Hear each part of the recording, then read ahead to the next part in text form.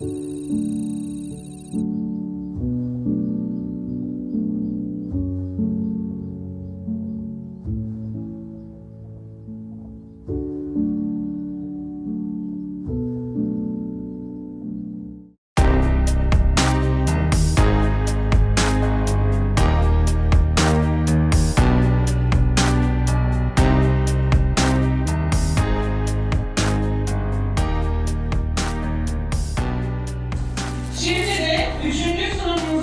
başkanı olarak Sayın Profesör Doktor Ufuk Çoruh ve Sayın Profesör Doktor Sema Öztürk Yıldırım hocalarımızı sahneye davet ediyorum.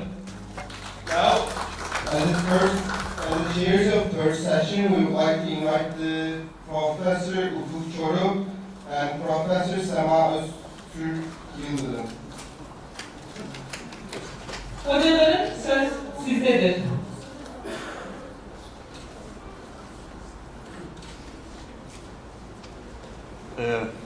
Dear guest participants and students and young scientist candidates, welcome our session and welcome our meeting. The speakers in this session is Professor Dr. Haliza Binti Majid from Malaysia. Haliza Majid graduated with a bachelor's in physics from the University College of Wales, Aberystwyth, United Kingdom, 1988.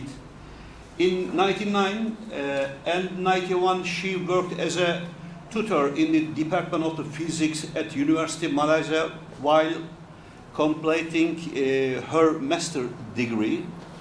After obtaining her PhD from the University of Sheffield in 1994, she served as a lecturer at the Matriculation Center from 94 to 2000 before transferring to Department of the Physics at the University of Malaysia in 2000. Her research interest in related to pyroelectric and ferroelectric properties of the organic materials fabrication and device characterization of an organic light-emitting diode, and photo-sensing and signal processing of biomaterials, quantum dots, and their applications. She has published her research work in more than 150 articles in referred journals. The work contributes to the development of new materials in composition and polymer thin films for application in pyroelectric sensors, ferroelectric and piezoelectric devices, and advances of knowledge in the field of electric transport theory, mechanism, and materials for organic light-emitted diodes and vertical organic field effect transistors. Research conducted by her team has revealed that by analyzing the interface effect and localized dipole-dipole interactions in the materials of the thin film, the polarization response and functional properties of a non-composite can be enhanced. Now I invite Ms.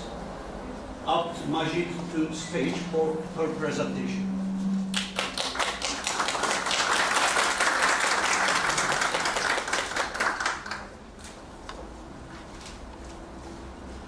Thank you, Mr. Chairman, for a very generous introduction. I would like to thank especially the Chairman of the Turkish National Crystallography Meeting, Prof. for inviting me to this special conference in crystallography, and all the committee members who have been very helpful in entertaining my two children who accompany me to this conference. So my research topic that I would like to discuss today would be the structural and optical properties of zinc oxide nanoparticles and thin films for organic light-emitting diode and sensors. We may not have enough time to discuss in detail the applications of this material for organic light-emitting diode, will go through some important properties that prove the feasibility of using these synthesized zinc oxide nanoparticles for such applications. So the work has been performed at Low Dimensional Material Research Center, Physics Department, University of Malaya, by Dr. Omar Sharif. I hope some of you may have known him. So he is working as a research fellow at University of Malaya now. He cannot come to this conference today due to some reason, and he sent his regard to you all who knows him. And also Dr. Muhammad Arif Muhammad Saljudan. So before I start my talk, I would like to introduce to you where University of Malaya is. University of Malaya is located at the heart of Kuala Lumpur, and it is a very old university in Malaysia. It established in 1970. Maybe not as old as this university, I'm not sure. Maybe still young compared to this university. But in Malaysia, this is the oldest university. So if you have been to Malaysia, Kuala Lumpur is the capital city of Malaysia. So the location is shown in this map. So a brief of introduction to the university. In this talk, I would like to, the content will be some introduction and how we synthesize the zinc oxide nanoparticles, the correct characterization techniques that has been used to synthesize the nanoparticles. And then we try to look at the application of these synthesized zinc oxide nanoparticles. So we have managed to find some result for humidity sensors, and then we're going to conclude this talk in some additional. Right. A simple introduction for zinc oxide material. This is a 2,4 oxide semiconductor. It has a very strong ionic character of chemical bonds. At room temperature, the crystalline structure will be woodside, and it has a hexagonal unit cell. So if we look at the two important parameters of this crystalline, which is A and C, so it will be in the ratio of 1.5 to 1.6. The specialty of this zinc oxide is because of its exciton binding energy, which is quite big, in the range of 60 MeV, and the reported direct energy band gap is around 3.4 at room temperature. So it is actually an alternative to gallium nitride. So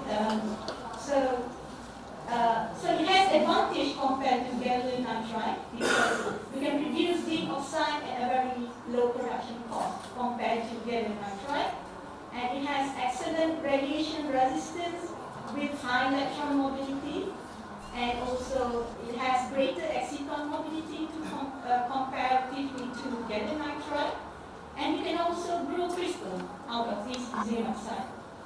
So we can say that zinc oxide nanoparticle is a versatile has versatile functional materials, so you can use it for optoelectronic properties materials, and you can also use it to produce piezoelectricity and also pyroelectricity. So I've been working on piezoelectricity and pyroelectricity with zinc oxide nanoparticles, but I will not be presenting this in this talk. We'll be focusing more on the humidity sensor.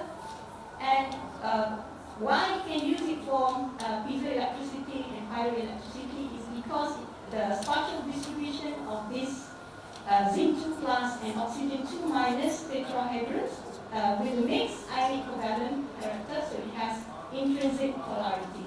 So as you can see in the diagram in this slide. One unique thing about zinc oxide is because of vast morphologies of nanostructures. So you can synthesize it in the form of zero-dimensional nanostructures as quantum dot. You can also synthesize it in the form of one-dimensional nanostructures, okay, such as nanowires, nanorods, okay, nanotubes, and it is also being reported can be formed into two-dimensional nanostructures, okay, nanostructures such as nanobelt, thin films, and 3D nanostructures. So because of these vast morphologies, okay, So the application is quite numerous as well, depending on the other properties beside structures. Okay? So some work has also demonstrated that you can use zinc oxide nanoparticles to obtain ferromagnetism properties by doping with transition metals for producing spintronic devices, and also use it for detecting sensors and also photocatalytic applications. Right. Okay, so the applications, as I have mentioned, are numerous: sunscreen, semiconductor devices, piezoelectric, and so on. Okay, but our focus today will be humidity sensors and also some optoelectronic products. But there are many challenges to this research. Even though the research on zinc oxide nanoparticles actually has been around for some time, but there are several challenges that we need to overcome in order for us to optimize these materials and use it for real application, mainly due to the vast morphologies of these zinc oxide nanoparticles. It's very difficult to actually pinpoint the accurate mechanism to the growth of these zinc oxide nanoparticles, okay? Because numerous morphologies, it's very difficult to actually describe the accurate mechanism for each synthesize that has been reported in the literature.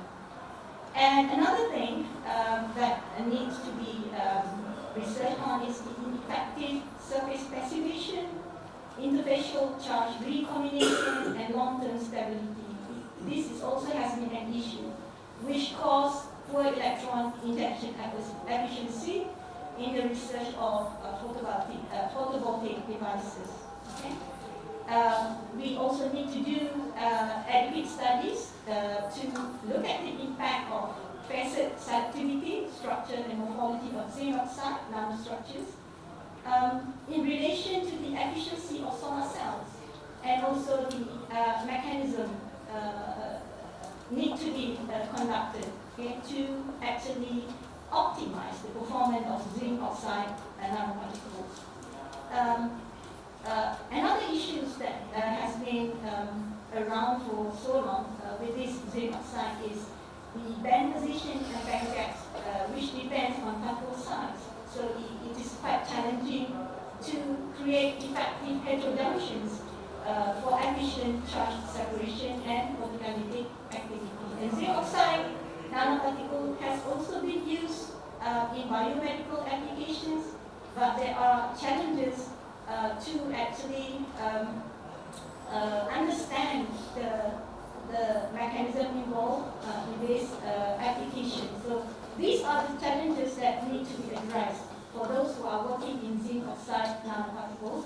Today we will be focusing on optoelectronic properties and also humidity sensing properties. So there are various ways of synthesizing zinc oxide nanoparticles.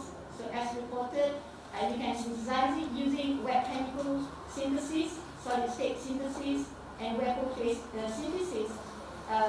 Our work will be focusing on wet chemical synthesis. We'll be using precipitation method to synthesize zinc oxide nanoparticles. So this is the sodium hydroxide in zinc acetate dihydride solution while stirring with magnetic stirrer.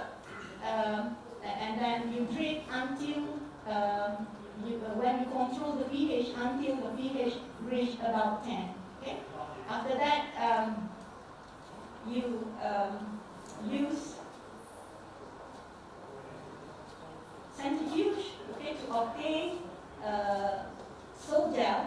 Okay? Before that, you have to centrifuge it, okay, for about 15 minutes with 4,000 rotation. Then you have your sample. Okay, you need to separate the salt gel with the solution. You have to wash it with ethanol, and then you get your sample there. So that is the summary of the synthesis process, which is precipitation method, which is in a wet chemical synthesis to produce this zinc oxide nanoparticle. Right. So this is the summary how we do it. So we have actually produced many samples, but today we will only talk about 4 samples because we will not have enough time to describe everything that we have done. So we have 4 samples. One we call it as ethanol because in the zinc acetate dihydride we dilute in 50 ml ethanol. The second one is we call as water 2 because we use 50 deionized water to dilute the zinc acetate dihydride. The third one is water 3. The volume of the solution is 100. And the fourth one is quite interesting. We call it waste. So what we did here is we used the waste from water 3 and then added the zinc acetate dihydride to obtain the zinc oxide white powder, which is quite good for green chemistry. So we use the waste to produce zinc oxide nanoparticles. Okay, so this is quite interesting. And the form would be different. The form for the third one would be quite different compared to the 3 one. The one, number 2, the final form is in white powder form, but when you use a larger amount of water, you will get the final form in the white shell. With the waste, we will get in the form of white powder. Right, so these are the characterization techniques that we use for our work: SRD, SEM, photoluminescence to study the photoelectron properties, and then use the UVB transmission to look at the energy band diagram, the energy band gap, and the depth XT to measure the thin film thickness. So we have done measurement for thickness, XRD, SEM, PL, UV for various samples that we have synthesized as indicated by this table. And these are some of the XRD characterization that we obtained for all the samples described in this talk. Okay, this is the ethanol sample. The average size is 18.425 roughly. Okay. So it shows the zinc oxide woodside hexagonal structure. So the same as the other XRD, right? So we have calculated the average crystalline average size. So by using Schur equation, so we can see that from all these samples, ethanol, it has the biggest crystalline size of about 1843 nanometer. And the water 3 has the lowest crystalline size, about 13.76 nanometer, and water 2 and waste are in between. We also calculate to obtain some information, we did some calculation to get some information of crystallographic of these zinc oxide nanoparticles. So we have the cell volume, cell group. Okay, the cell volume of this ethanol is around 55.3. Okay, and strong. So from this table, we can see that the waste has produced the highest volume of grain size. Okay, compared to the rest. So beside that, we also do simple calculation to get the defects level of all these nanoparticles that has been synthesized, and also the strain of these nanoparticles.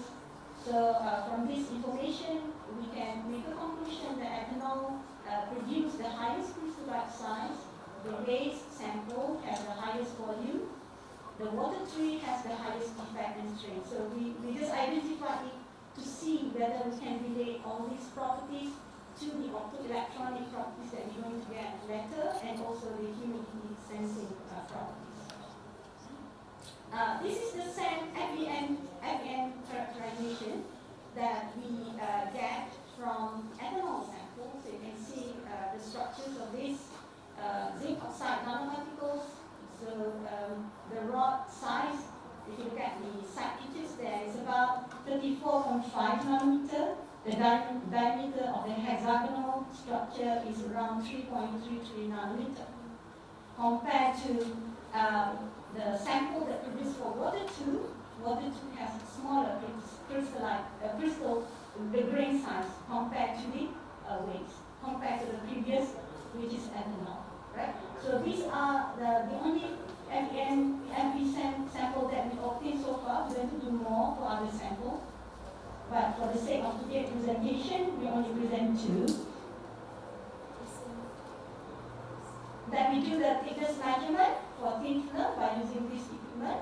So this is how we did it, okay, by using this equipment.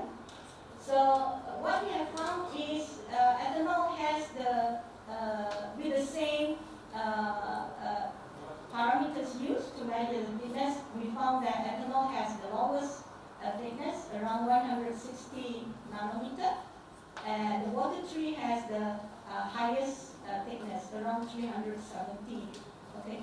Initially, we have the intention to actually investigate the effect of size effects to the optoelectronic properties and humidity sensing properties, but we have not got there yet because we should repeat many experiments to produce consistent size effect of this nanoparticle, which is quite hard actually to be consistent, okay, for all the samples that we got. This is the transmission of all the samples, so it is more than 80%, between 80 to 90%. So from this transmission, we convert it to absorption, and then we did it for gold, for powder, and also thin film of zinc oxide nanoparticles. Then we calculate the energy band gap using dot plot. So the energy band gap for the nanoparticles of zinc oxide that we produce is in the range of 3.62 to 3.66, which is slightly higher than the mostly reported energy band gap for zinc oxide nanoparticles. So there are many previous studies on photoluminescence. So I hope you are familiar with the effect of photoluminescence to excite photon to the material, and then this will excite the electrons from the valence band to the excited state, and then it will go back to the stable state by releasing some energy, either in the forms of non-radiative relaxation or in the forms of light emission. So the one that we observe when the light comes out is known as the luminescence photon. So this one can be detected from the photoluminescence spectrum that we obtain by using the photoluminescence study. So what has been reported so far for zinc oxide nanoparticles? There are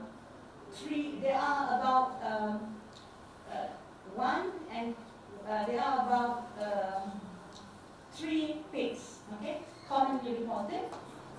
One is related to donor acceptor, okay, which is near band edge emission. So if you see in the diagram, that is noted as D0X, that is the donor acceptor emission. So you should be able to get this if you have the right photoluminescence spectroscopy. And then you can also get other emission related to donor acceptor due to the phonon vibration. Okay, so you have DALO, DN2LO, that is due to phonon vibrations. Okay, and the most common one which has been reported is the visible emission, which is around 380 to 400 nanometer. The visible emission is due to the combination of several emissions coming from the red light, yellow light, and also green light. So you should observe emission around 1.8 for zinc oxide nanoparticles. Okay? And you should also see the visible emission. And people report that this visible emission is because of the defects occurs in this zinc oxide nanoparticles. So defects refers to the oxygen vacancies, zinc vacancies, okay, or also complex defect, which involve the interstitial zinc and interstitial oxygen. So these are all reported to contribute to the emission of light in this zinc oxide nanoparticle. Okay? So if you look at this diagram here, okay, reported by in Meteor's Research Bulletin, it says that the second spectra has lower defects than the first spectra. Okay, so that's why the intensity is okay. That's why it's reported. Okay, so this is the proposed mechanism. Okay, coming from several literature related to zinc oxide nanoparticle. So as I have mentioned, people report that emission luminescence, photoluminescence can be obtained due to the excitation, due to the defects, okay, of oxygen vacancy, zinc vacancy, and the energy has been stated there, so you can actually observe some emission around 3, okay, around 2, okay, depending on what kind of defect involved. So if you see on the left-hand side, so that maybe is better. So we are expected to get UV emission due to the exciton recombination, blue emission, right, due to the vacancy of zinc, green emission due to the oxygen plus vacancy, and infrared. Okay, that has been reported in many articles for luminescence of zinc oxide nanoparticles. Okay, so people have mentioned that zinc oxide structure has high, when the structure of zinc oxide has a high crystallinity, then the UV emission should be more intense, okay, compared to the visible region. And you should observe also the near band age exciton transition. Okay, so that when you see the visible emission, it could be due to defect transition, okay, such as vacancy, surface defects, and morphology. So if you look at the table there, it's very small. I'm just putting it there to indicate that there are many studies related to photoluminescence for zinc oxide and nanoparticles. Okay, but there are still some issues which has not been resolved, as I have mentioned in the challenges slide. Okay. This is what we have obtained, okay, for our zinc oxide nanoparticles that we synthesize using the precipitation technique. Okay. So this is for powder samples. So if you noted, we see the 3 peaks there.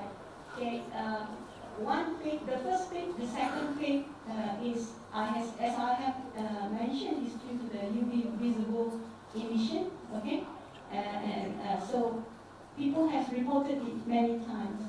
But the third one, which is in the range of 1,000 to 1,200, this is the first time that we've seen it. Okay, so I have not seen in any articles which report emission in this wavelength. Okay, so I'm not sure that I missed it or not, but this is new to us because we have not seen this emission reported for zinc oxide nanoparticles. So this is powder samples. So the same thing to happen to thin films. So we have seen emission around 1,200. This is similar to the silicon oxide, I think, emission. So we have to look at this more closely, whether where this emission is coming from. Right. So when we compare powder with thin film, it looks like this. So thin film has lower intensity compared to the powder, but if you portray it in the same level, then you can see the peaks more clearly. So you have most of the sample has, some of the sample has 3 imminent peaks, and some sample has 2 imminent peaks. Okay, right. So this is the things that we need to look further. We have summarized what we have obtained for photoluminescence characterization by using this table. So as I have mentioned to you, samples like ethanol, water 2 display 3 imminent peaks, right? Around 2 we can actually describe where it comes from. 1.6 also has been reported by many other people. that you should observe this peak from PL spectra of zinc oxide nanoparticles. But the third energy is quite challenging for us to actually determine where it comes from. Okay, this energy in 1.06 eV. Okay, so it appears significantly in sample ethanol, water 2, right? And also water 3 waste, but for the waste and water 3, you cannot actually see the peak, the second peak, okay, significantly. Okay, so these are the things. But when you look at the thin film, you can observe all these 3 enemy peaks. Okay, right. So these are the things that we need to do further studies to relate to any application that is possible with the third peak in optoelectronic devices. The suggested reason why you encounter this emission, I have described it before. Okay, so you can get emission around 600 nanometer, yellow emission, right? As we have seen, we got that with our sample, and also the red emission around 750 nanometer. Okay, we have seen it with our sample, right? And the emission around 1.6 eV. That also is observed with our sample. The third emission is quite curious for us. Things that we need to look further. Okay?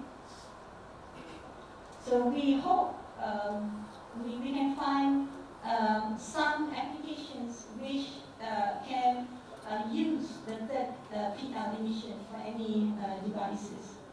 So the next part of this talk is related to some application. Our intention of studying the optoelectronic properties of this zinc oxide nanoparticle is to use it for organic light emitting diode, okay, which we have performed in various studies on other zinc oxide synthesized nanoparticles, right?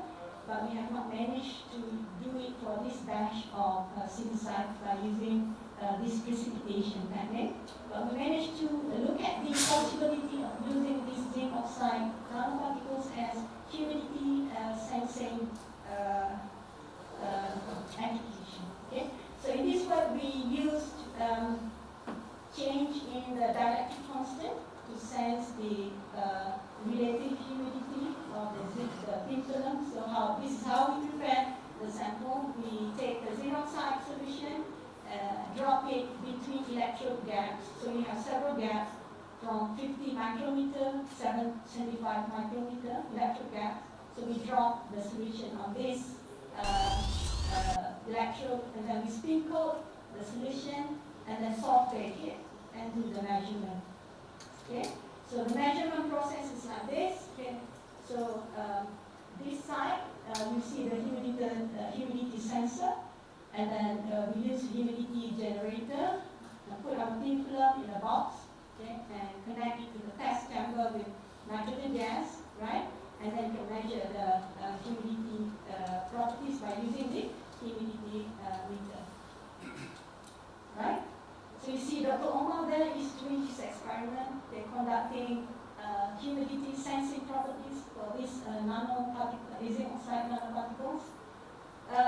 So what we did with this device characterization is we take the measurement at temperature around 25 degrees room temperature.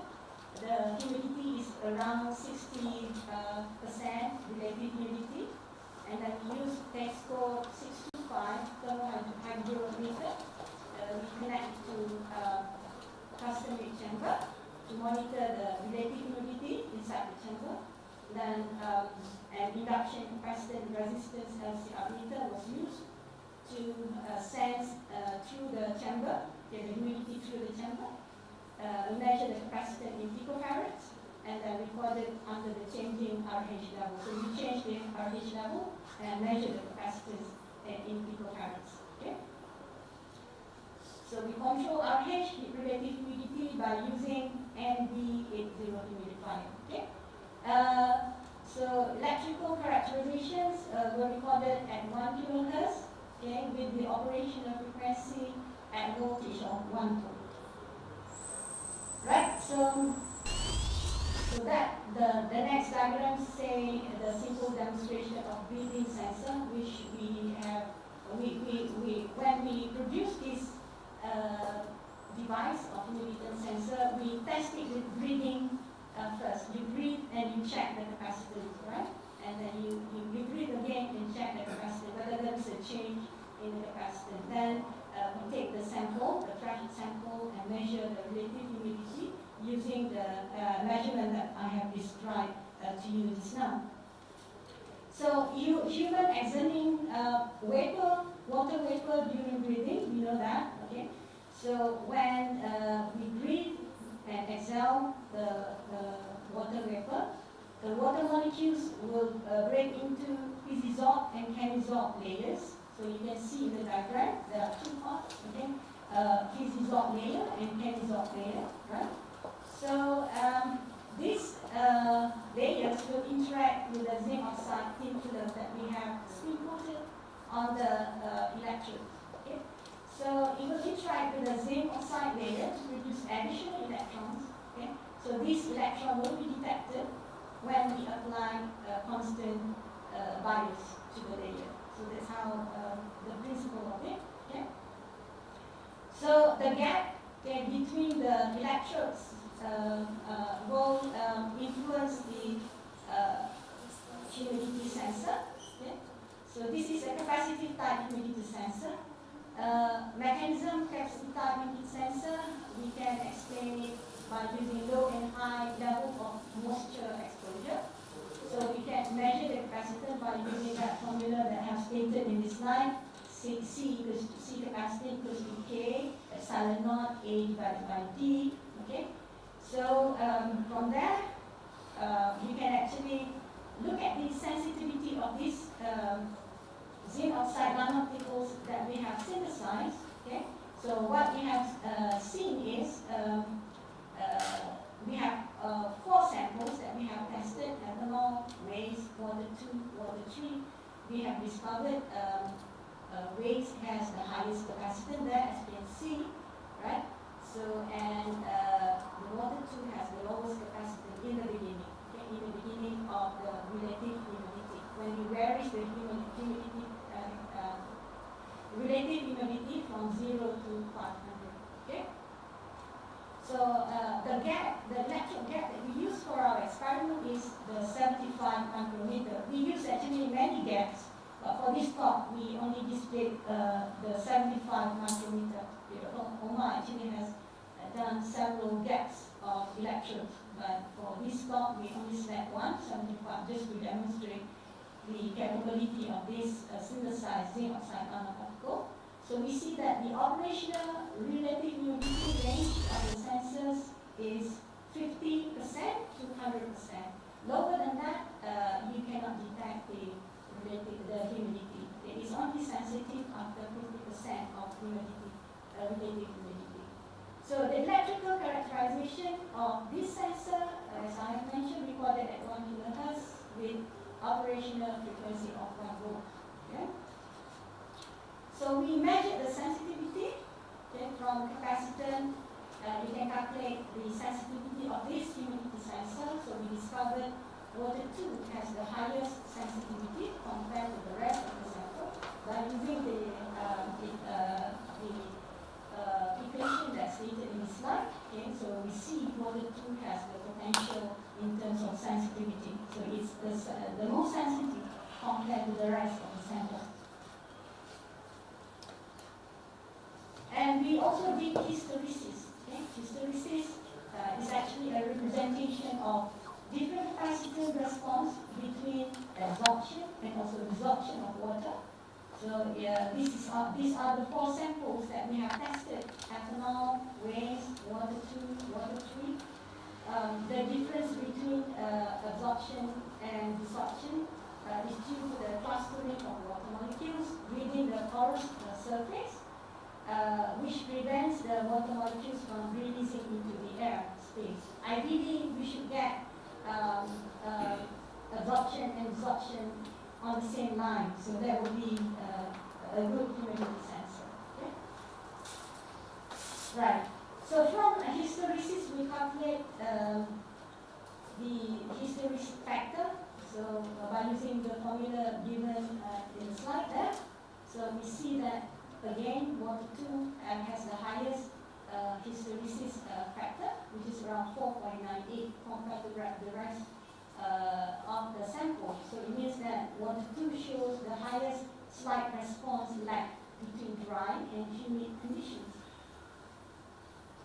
So from this work that we did in this, actually in a year time, actually this is a year work, okay? We discovered that by using precipitation method that we use to reduce zinc oxide nanoparticles, we can get larger crystalline size if you use ethanol as a solution when you dissolve the zinc hydride. You can get compared to the rest, okay? And waste has the largest volume with moderate defect and strain. Okay? So it also impacts the defects in strain of the nanoparticles that we produce.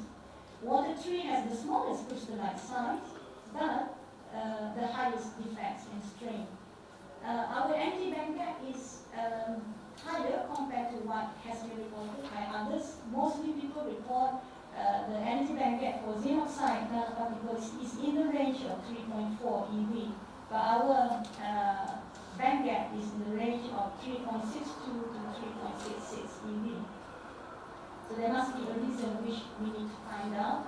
Okay, we find that the sample water 3 has the highest EG, ethanol has the smallest EG, and we identified 3 peaks, okay, of PL. The 2 peak is the norm, which has been reported by many people related to the UV visible emission around 2 eV and deep level emission DLE around 1.6 eV. The one which is very curious for us is the 3rd peak, which we have not actually managed to relate to any reported manuscript that has been published, okay? Unless I missed it, yeah? And then we have sample water 2 that has been synthesized, has the highest sensitivity of 2.38 picofarad per percentage relative humidity, and it also has the highest response lag, which is around 4.98%, okay? And we see that our operational relative humidity for our synthesized zinc oxide nanoparticle is only sensitive after 50% of relative humidity up to 100%. So from our FISAC micrograph, we can infer that the sample water 2 has a smaller grain size, as we have seen, compared to sample using ethanol. Okay, so smaller grain size will result in larger surface area per volume. So the increase in surface area per volume, which can be argued to make this material better sensitivity, and we can use it as a humidity sensor. Okay, hopefully in the future we can do more work and better clarify these things. So, so before I finish my talk, I would like to acknowledge the research facility and support given by University Layer, and also Dr. Omar Sharik would like to acknowledge the financial assistance by his scholarship provider. Thank you for your attention.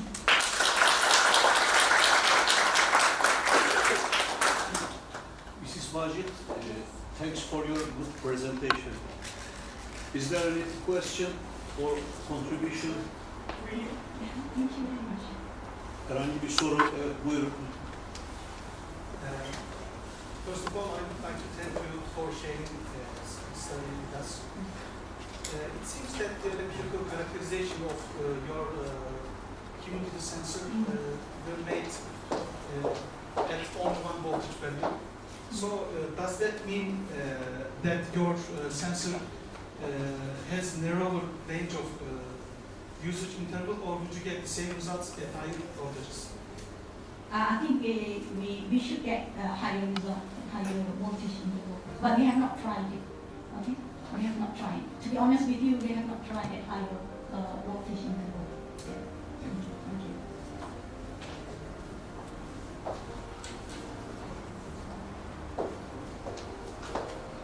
Any other questions?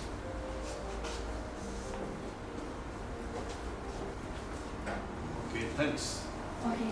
Thank you very much for a very supportive audience. Sayın hocamıza konuşmalarından ötürü teşekkür